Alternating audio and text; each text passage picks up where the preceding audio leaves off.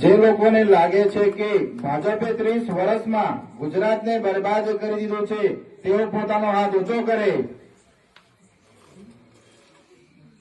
જે લોકો ગુજરાતની હાલત સુધારવા માંગે છે તેઓ પોતાનો હાથ ઊંચો કરે। ત્યાર પછી જે લોકો ગુજરાતની હાલત સુધારવા માંગે છે આજે તે બધા લોકો શપથ લેશે। હું એક લાઈન બોલીશ, તમે મારી પાછળ પાછળ બોલશો। મંજૂર છે? મંજૂર છે?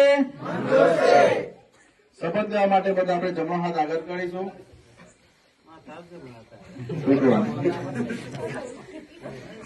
પાછલા 30 વર્ષમાં ભાજપે ગુજરાતને બરબાદ કરી દીધું છે। હું શપથ લઉં છું કે હું ભાજપને હવે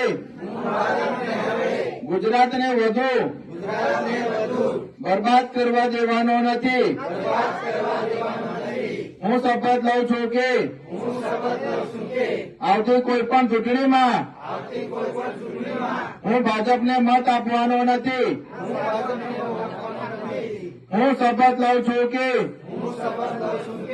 મારા પરિવાર અને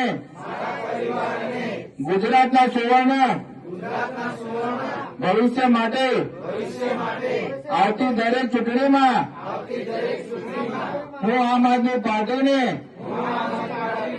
ઝાડોને મત આપીશ અને બીજા લોકોને ઝાડોમાં મત આપવાનું સમજાવીશ।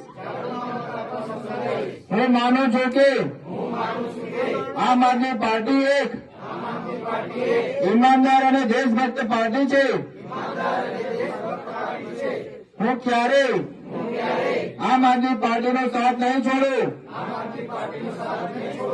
ભારત માતા કી ભારત માતા કી જય જવાન જય જવાન જય આદિવાસી જય જોહાર। ખૂબ ખૂબ આભાર તમામ ગ્રામજનોનો।